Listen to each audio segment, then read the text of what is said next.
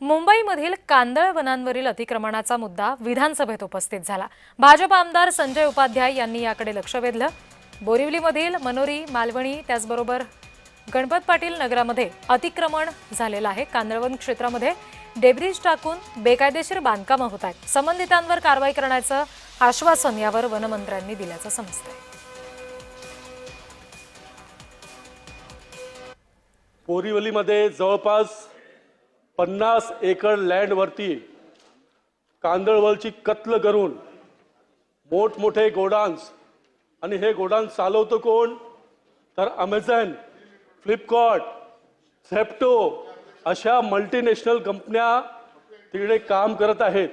या सर्व इलिगल गोडाऊन्सला टाटा, अडानी electricity supply का करते, कशी करते? अध्यक्ष महोदय, भरणी रोज चालू आहे। ह्या भरणी करण्यावर जबाबदार अधिकारी का कारवाई करत नाही? आणि हे जे अधिकारी आहेत SG कवठे, यांना इमिजिएटली तुम्ही सस्पेंड करणार की नाही? मला उत्तर पाहिजे। मी आज आपल्या माध्यमातून संजयजी उपाध्यायांना आश्वासित करतो, वन विभागाच्या अखत्यारीत असलेल्या ज्या काही अतिक्रमणं असतील ती शून्य केली जातील आणि जे लोक त्या ठिकाणी चुकीच्या पद्धतीनं कारभार करतात त्याला थांबवलं जाईल। त्यांनी मगाशी काही कंपन्यांचा नावाचा उल्लेख केला।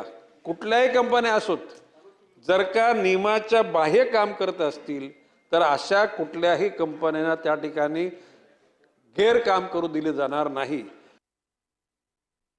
मोठे मोठे जे गोडाऊन झाले आहेत, विचारे कंपाऊंड मध्ये मोठे मोठे कंपाऊंड हे झाले, हे प्रायव्हेट मध्ये झालेले आहेत। अध्यक्ष महोदय, तिकडे महसूल खात्यांनी त्यांना भरणी करण्याची परमिशन कशी दिली?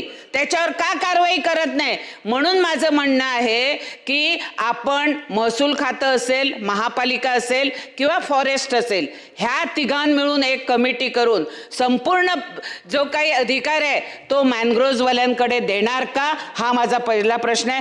तरच ह्या कारवाई केल्या जातील।